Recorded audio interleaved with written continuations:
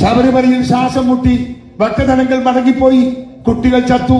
ഇത്രയും വലിയ പച്ചക്കള്ളം അതിപ്പോ അമേരിക്കയിൽ പോയി കഴിഞ്ഞാലും നേരത്തെ പറഞ്ഞു ഉഗാണ്ടയിൽ പോയി കഴിഞ്ഞാലും കള്ളം എവിടെ വെച്ച് പറഞ്ഞാലും കള്ളം അല്ലാതാവുന്നില്ലല്ലോ. സംഗതി നിങ്ങൾ അറിഞ്ഞിട്ടുണ്ടാവുന്ന കരുതുന്നത്.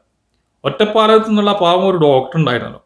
ആ ഡോക്ടറാണ് നമ്മുടെ കോട്ടയം കുഞ്ഞച്ചൻ്റെ അച്ഛൻ. ചെയ്യുന്നതോ ഫേക്ക്. ആ ചെയ്യുന്ന ഫേക്കിനകത്ത് വീണ്ടും ഫേക്ക് കാണിക്കാൻ പോയി കഴിഞ്ഞാൽ പിന്നെ എങ്ങനെയുണ്ടാവും? കൂട്ടത്തിലുള്ളവർ കൂമ്പിനിട്ട് ഇടിച്ച് കാണുമെന്നാണ് എനിക്ക് തോന്നുന്നത്.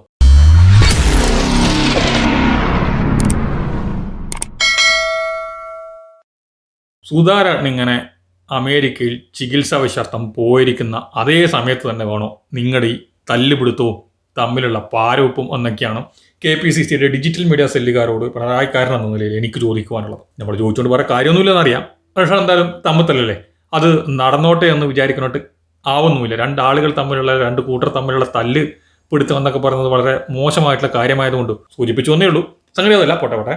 നമ്മുടെ സുധാകരൻ അങ്ങനെ അമേരിക്കയിൽ ചികിത്സാവശ്യാർത്ഥം പോയിരിക്കുകയാണ്. അമേരിക്കയിലല്ല, ഉഗാണ്ടയിലല്ല, ലോകത്തിന്റെ ഏത് ഭാഗത്ത് പോയാലും പുള്ളിയുടെ ശ്വാസം ഇത്തിരിയെങ്കിലും ബാക്കിയുണ്ടെങ്കിൽ പിണറായി വിജയനെ രണ്ട് തെറിവിൽ കണ്ട് ഉറക്കം വരില്ല എന്നാണ്. സംശയമുണ്ടോ? ഇത് അമേരിക്കയിൽ നടത്തിയിരിക്കുന്ന വിഖ്യാതമായ പ്രസംഗം. ശബരിമലയിൽ 2000 പോലീസുകാരാണ് ഡ്യൂട്ടി. ശബരിമലയിൽ ശ്വാസം മുട്ടി ഭക്തജനങ്ങൾ മടങ്ങിപ്പോയി, കുട്ടികൾ ചത്തു. അവിടെ ഇതൊന്നും പിന്നെ ഒതുക്കാനുള്ള പോലീസില്ല. അവിടെ പോലീസ് ഇവന്റെ ഒടുക്കത്തെ യാത്രയുടെ പിറകിൽ ഇവന്റെ കൂടിയാണ്. 6000 പോലീസ്. കേരളത്തിൽ എവിടെയെങ്കിലും, ഇന്ത്യ രാജ്യത്ത് എവിടെയെങ്കിലും ഒരു മുഖ്യമന്ത്രി 6000 പോലീസിന്റെ സന്നാഹത്തോടെ ഒരു യാത്ര നടത്തിയിട്ടുണ്ടോ? നിങ്ങൾ പരിശോധിക്കും. സുധാകരൻ പറയുന്നത് പരിശോധിക്കേണ്ടത് തന്നെയാണ്. ഇന്ത്യ രാജ്യത്ത് എവിടെയെങ്കിലും ഏതെങ്കിലും ഒരു മുഖ്യമന്ത്രി 6000 പോലീസുകാരുടെ അകമ്പടിയോടെ യാത്ര നടത്തിയിട്ടുണ്ടോ? ഇല്ല എന്ന് തന്നെയാണ് ഉത്തരം. കേരളത്തിലും ഇല്ല. കേരളം ഇന്ത്യയിൽ പെടുന്ന ഒരു സ്ഥലമാണല്ലോ. അതിനും ഇപ്പോൾ സുധാകരൻ്റെ സംശയം ഉണ്ടാവില്ലല്ലോ. ഉണ്ടാവില്ല എന്ന് തന്നെയാണ് കരുതുന്നത്. സുധാകരൻ അതിൻ്റെ അപ്പുറം കുറേ അങ്ങോട്ട് തള്ളിയിട്ടുണ്ട്. നിങ്ങൾ കേട്ടിട്ടുണ്ടായിരുന്നു? കേട്ടിട്ടില്ലെങ്കിൽ 6000 പോലീസുകാരുടെ ഒപ്പമാണ് പിണറായി വിജയൻ യാത്ര നടത്തിയിരിക്കുന്നത്. അതുകൊണ്ട് തന്നെ ശബരിമല ഡ്യൂട്ടിക്ക് ആകെ 2000 പോലീസുകാരെ ഉണ്ടായിരുന്നു എന്നുള്ളതാണ് ആദ്യത്തെ തള്ള്. ശബരിമലയിൽ എത്ര പേർ ഡ്യൂട്ടിയിലുണ്ടായിരുന്നു, നവകേരള സദസ്സിനൊപ്പം എത്ര പേർ സുരക്ഷാ ചുമതല ഉണ്ടായിരുന്നു തുടങ്ങിയിട്ടുള്ള കാര്യങ്ങളൊക്കെ ആഴ്ചകൾക്ക് മുൻപ് തന്നെ വാർത്താമാധ്യമങ്ങളോട് നമ്മൾ അറിഞ്ഞ സത്യാവസ്ഥകളുണ്ട്. അതിനെ ഇത്രയും വലിയ പച്ചക്കള്ളം അതിപ്പോൾ അമേരിക്കയിൽ പോയി കഴിഞ്ഞാലും നേരത്തെ പറഞ്ഞു ഉഗാണ്ടയിൽ പോയി കഴിഞ്ഞാലും കള്ളം എവിടെ വെച്ച് പറഞ്ഞാലും കള്ളം അല്ലാതാവുന്നില്ലല്ലോ. അവിടെയുള്ള മലയാളികളോട് ഇത്രമാത്രം പച്ചക്കള്ളം പറയുവാൻ എന്തെങ്കിലും കാര്യം ഉണ്ടായിരുന്നു എൻ്റെ മുൻ സുധാകരേട്ടാ? ഇനി അതും പോട്ടെ, മറ്റൊരു കള്ളം കൂടി പറഞ്ഞു. കുട്ടികൾ ചത്തത്രേ.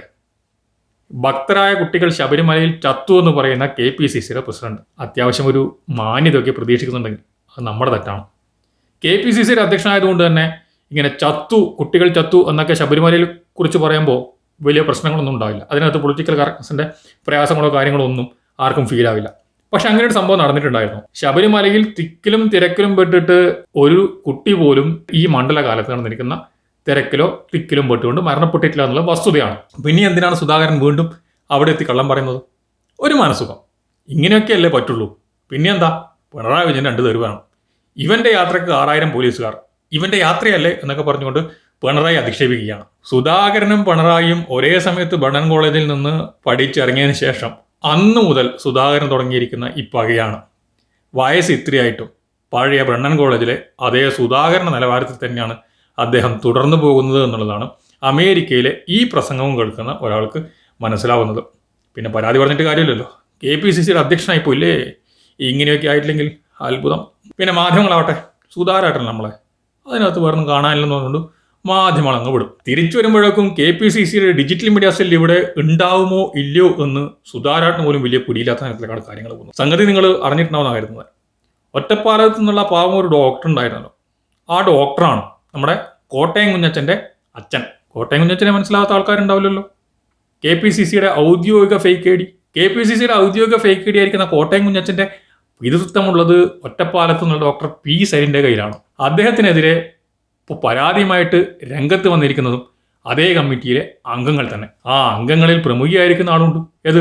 പോസ്റ്ററുകൾ കെട്ടുകണക്കിനടുത്ത് ആക്രിക്കടയിൽ തൂക്കിവിറ്റ ആ പഴയ സ്ഥാനാർത്ഥി ഉണ്ടല്ലോ, പണ്ട് ചാനൽ അവതാരകയൊക്കെ ആയിരുന്ന അഡ്വക്കേറ്റ്. ആ അഡ്വക്കേറ്റിന്റെ നേതൃത്വത്തിലുള്ള കുറേ ആളുകൾ KPCCക്ക് രേഖാമൂലം പരാതി കൊടുത്തിരിക്കുന്നു. പരാതിയാണ് ഭലേവേഷ്. ഫേക്ക് ഐ ഡിക്കായി 13 സാംസങ് ഫോൺ വാങ്ങിയെന്ന് ബില്ല്. എല്ലാ ഐ ഡിയും ഉപയോഗിച്ചത് ഒരു IP അഡ്രസ്സിൽ.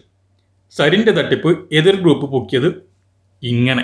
നല്ല കാര്യത്തിനാണോ അല്ല, ഫേക്ക് ഐ ഡി ഉണ്ടാക്കാനാണ്. ഫേക്ക് ഐ ഡി ഉണ്ടാക്കുമ്പോഴെങ്കിലും ഒരു സത്യസന്ധമായിട്ട് 13 ഫോണെങ്കിലും വാങ്ങണ്ടേ പൊന്നു ഡോക്ടറെ എന്ന് തിരിച്ച് ചോദിക്കേണ്ട അവസ്ഥയാണ്.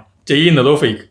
ആ ചെയ്യുന്ന ഫേക്കിനകത്ത് വീണ്ടും ഫേക്ക് കാണിക്കാൻ പോയി കഴിഞ്ഞാൽ പിന്നെ എങ്ങനെയുണ്ടാവും? കൂട്ടത്തിലുള്ളവർ കൂമ്പിനിട്ട് ഇടിച്ച് കാണുമെന്നാണ് എനിക്ക് തോന്നുന്നത്. അവിടെയും രക്ഷയില്ലാത്തത് കൊണ്ടാവണം KPCCക്ക് നേരിട്ട് പരാതി കൊടുത്തിട്ടുണ്ടാവുക എന്നാണ് ഞാൻ മനസ്സിലാക്കുന്ന കാര്യം. KPCCയുടെ ഡിജിറ്റൽ മീഡിയ സെല്ലിന് പറ്റാവുന്ന തലവൻ തന്നെയാണ് ഡോക്ടർ എന്ന് ഇപ്പോൾ തെളിയിച്ചു കഴിഞ്ഞു. പരാതി കൊടുത്തിരിക്കുന്നവരല്ലോ KPCCയുടെ ഡിജിറ്റൽ മീഡിയ സെല്ലിൻ്റെ ഭാഗമായിട്ടുള്ള തലയെടുപ്പുള്ള ആളുകൾ മുഴുവനുണ്ട്. ഹാരിസ് അറബി, താര ടോജോ, അങ്ങനെ ആ ലിസ്റ്റ് നീണ്ടുപോവുകയാണ്.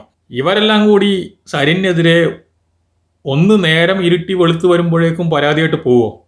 ഇല്ല എന്നുള്ളതാണ് ഇവരുടെ ഇടപാടുകൾ ഇതേ സോഷ്യൽ മീഡിയ പ്ലാറ്റ്ഫോമിലൂടെ കാണുന്ന ഒരാളെന്ന നിലയിൽ എനിക്ക് മനസ്സിലാക്കാൻ കഴിയുന്നത്. എന്ത് തന്നെയാലും സരിൻ്റെ ആ 13 ഫോണിന് പകരം ഒരു ഫോൺ മാത്രം വാങ്ങിച്ച് ഇത്രയും ഫോണുകൾ വാങ്ങിച്ചു എന്ന് പറഞ്ഞുകൊണ്ടുള്ള ആ കള്ള റെസീറ്റും ബില്ലും ഒക്കെ എന്തിനു വേണ്ടിയിട്ടായിരുന്നു?